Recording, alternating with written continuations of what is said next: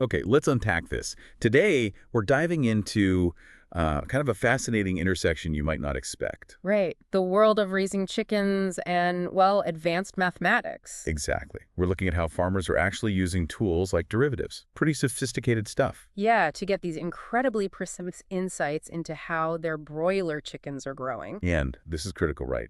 How efficiently they're turning feed, especially that expensive protein, into body weight. That's really the heart of it. We're taking these mathematical concepts, straight out of calculus. Stuff most people leave in the classroom. Exactly. And Yeah. applying them directly to the very practical challenge of, well, running a farm profitably. Makes sense. For anyone raising broilers, the core problem isn't just like measuring the total weight gain over time. That's important, sure. But it's not the whole picture. No. It's about understanding the speed at which it's growing at any given moment, and then linking that speed back to how well it's using its feed. Okay, yeah, the speed. That's absolutely key. Because protein, that's a major cost. Huge cost. So knowing if your birds are hitting their peak growth velocity right when you're feeding them a certain protein level, Yeah. that tells you if your investment is actually paying off or not. Precisely. So our mission then in this deep dive is to show you how derivatives give you that exact measure, that Yeah. rate of change. It's like a speedometer for your chicken's growth. That's a great analogy. Think of it like this. You plot a chicken's weight over its lifetime on a graph. You get a curve, right? Going upwards. Mm-hmm. A derivative simply measures the steepness of that curve. At any specific point. At any specific point in time, yeah. The steeper the curve, the faster the chicken is gaining weight, right at that precise moment. That steepness is the growth rate. Okay. So if we have a function, let's call it WT, that describes the weight, W over time, maybe T's in days. Yeah, typically days for broilers. Then the derivative of that function, W, is that how it's written? W prime of T, yep. That gives us a new function that tells us the growth velocity. Exactly. It's like getting an instant speed reading. How many grams or kilograms the chicken is gaining right now on day T.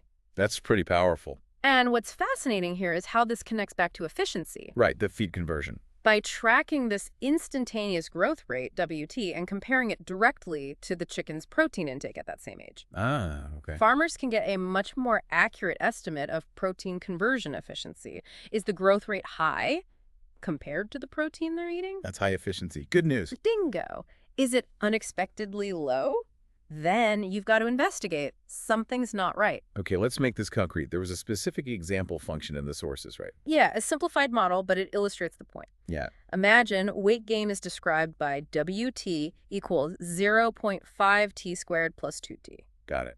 The sources show that the derivative of this function, WT, is just t plus 2. T plus 2. Okay. So this derivative, t plus 2, that's our growth rate function.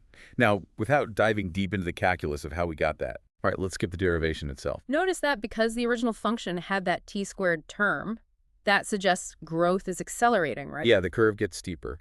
The rate formula, t plus 2, also increases as t time increases, which makes sense. So let's plug in some numbers. At day 10, t equals 10. The growth rate is 10 plus 2 equals 12. If WT was in grams, that's 12 grams per day at that specific point. Okay, and at day 20. T equals 20. So 20 plus 2 equals 22 grams per day. Faster growth rate later on. Wow, okay.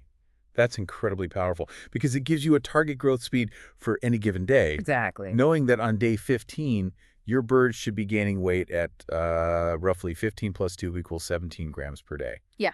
That's way more useful than just knowing they gained, say, 100 grams over the last week. Exactly. It shifts the focus. You move from just looking at overall progress to monitoring the velocity almost, well, minute by minute, or at least day by day. Right. So if the actual weight gain you measure in a sample of birds on that day, day 15, is significantly below that 17 grams per day target. Target from the model.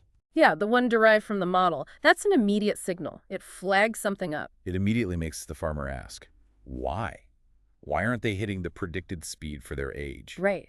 Could be anything. Suboptimal feed quality, maybe a health issue brewing you haven't spotted yet. Could be an environmental stressor. Heat, maybe. Lots of possibilities. But it directs your attention. It points you where to look. And that's the game changer. Yeah. Using these derivative tools lets farmers move beyond just averages. They can react quickly based on that real-time growth velocity. Optimize feed formulas, adjust protein levels precisely when the birds are physiologically ready for maximum conversion. And troubleshoot problems much, much faster than traditional methods would allow. It's really data-driven farming with a mathematical edge. So yeah, bringing this all together, applying mathematical derivatives to functions that model biological processes like broiler growth. It lets us measure that critical rate of change, the growth speed. And this speed is a direct indicator, or helps you estimate, how efficiently those expensive resources, like protein, are being converted into body mass. Using tools like that, WT equals 0.5T2 plus 2T function and its derivative, T plus 2. It gives farmers a concrete way to monitor performance, optimize their operations day by day. Really interesting stuff. And, this isn't just limited to livestock, is it? Not at all. This idea, consider tracking the rate of change, the speed, rather than just the total change that could unlock hidden efficiencies, deeper insights in tons of other systems. Absolutely. Think about sales velocity in a business, or spread rates in epidemiology. Or even how fast students are learning in education. The learning rate. Yeah. So a final thought maybe for you listening.